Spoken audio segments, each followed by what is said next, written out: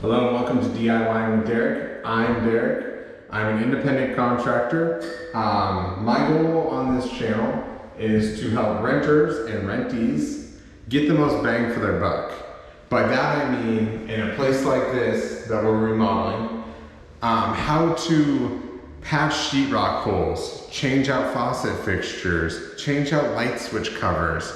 The basic things I see that can help you save the most money on your security deposit and make your renter as happy as they can be. This is also for just the average DIY person to help them with projects like flooring and painting and all sorts of other things like the light fixture in that corner there.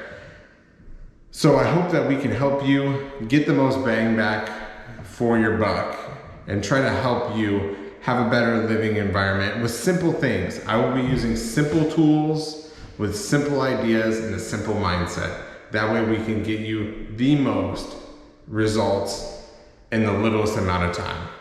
Let's get after it. All right, so here are the 3 things that we need to do a drywall patch repair.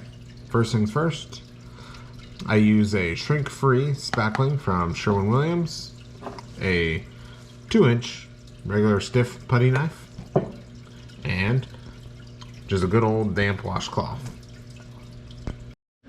Alright, so now we have 3 different holes, 3 different scratch marks. 1, 2, 3 here.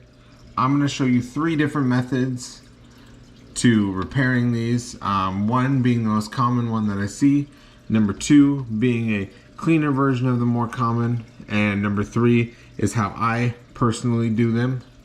So let's get into it.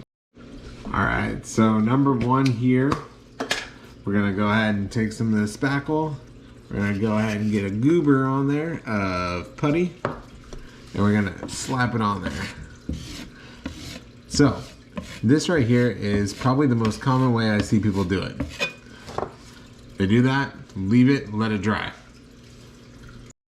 Alright, so welcome to number 2. Again, we're going to take our putty knife, a little bit of that spackle.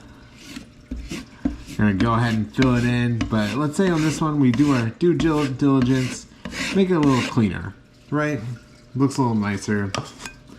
We actually took our time, kind of scraped it out nice and flat. That's the most common way I see it done with somebody that's got a little bit more time to fill in their holes. Now number 3, I'll show you next. Alright, welcome to hole 3.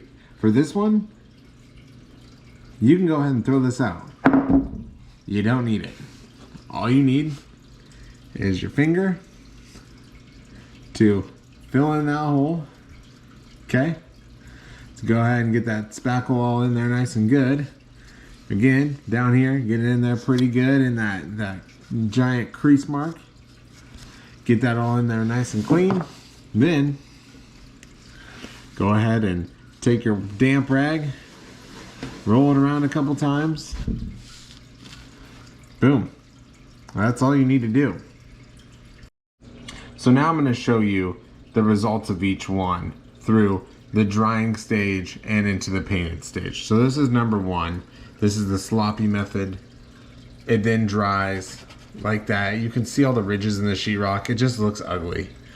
And then that is the painted product after the fact. It's ugly.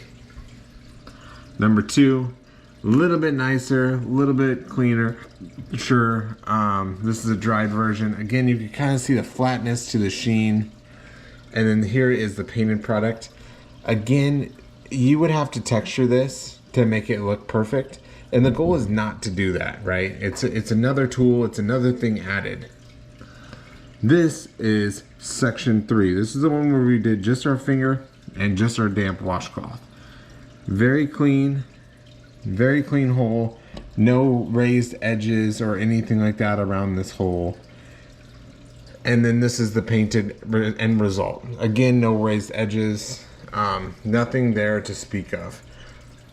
So take your pick. I pick number 3 every time. Honestly, you could probably go throughout and not even tell that this wall even had damage. Because if you think about it on a big perspective, it's really hard to find that one little dot in a huge sea of sheetrock. This is a little bit easier to find. This is the most obvious and the one that is not going to be as eye friendly. So take your pick. I'm going number 3. And that's our control.